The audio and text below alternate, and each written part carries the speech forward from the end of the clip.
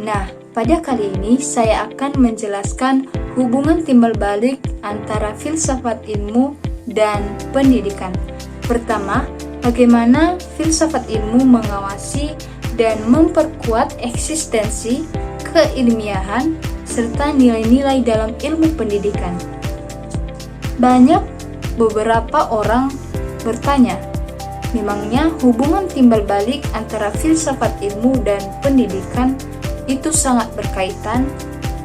Ya, betul teman-teman, sangat berkaitan. Karena kedua hal ini memiliki kaitan yang sangat erat, saling menguatkan, dan tidak dipisahkan. Penjelasan saya ini akan dibagi menjadi 4 poin utama. Poin pertama, peran filsafat ilmu bagi pendidikan. Bagaimana filsafat ilmu mengawasi dan memperkuat pendidikan? Filsafat ilmu berperan sebagai dasar dan pengarah. Ia menjamin bahwa pendidikan itu benar-benar sebuah ilmu, bukan sekadar kebiasaan semata. Filsafat ilmu memberikan landasan agar pendidikan memiliki, pertama, eksistensi yang kuat. Pendidikan ada dan diakui karena memiliki dasar pemikiran yang jelas.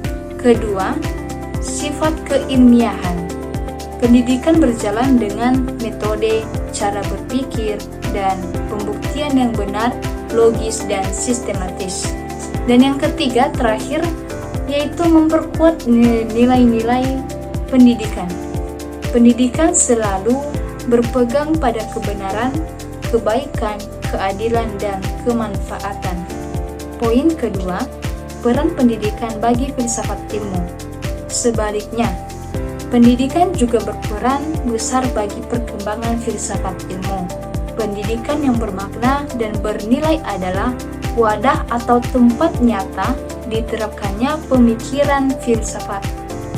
Pertama, melalui pendidikan, gagasan filsafat diuji, dipraktikkan, dan dibuktikan manfaatnya.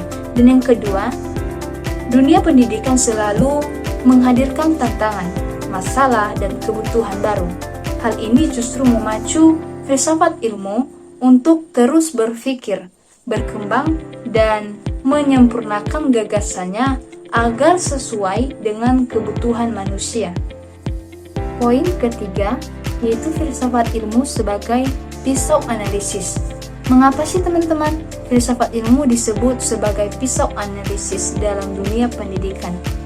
Karena filsafat ilmu memiliki 3 landasan utama yang sangat tajam untuk membedah setiap masalah pendidikan, yaitu pertama, ontologi, yang membahas hakikat atau apa itu. Kita bertanya contohnya, apa hakikat pendidikan? Apa hakikat anak didik? Hal ini menjaga agar kita tidak salah memahami inti pendidikan. Dan yang kedua, epistemologi, yaitu membahas cara atau bagaimana kita bertanya. Contohnya, bagaimana cara memperoleh ilmu? Ini memastikan pendidikan selalu membawa manfaat dan kebaikan. Poin keempat, contoh penerapan nyata. Contoh konkret penerapannya, mari kita lihat dalam kurikulum.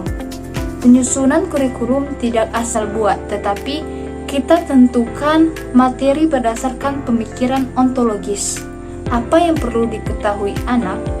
Cara penyampaiannya disusun secara epistemologis. Bagaimana cara terbaik agar anak paham?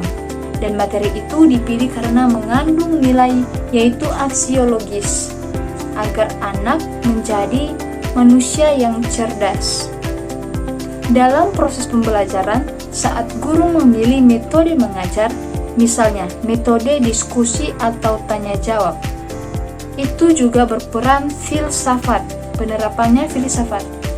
Metode ini sangat cocok dengan cara berpikir anak atau epistemologi, menghargai kemampuan anak siswa, atau ontologi, dan bertujuan melatih keberanian serta kerjasama, yaitu aksiologi.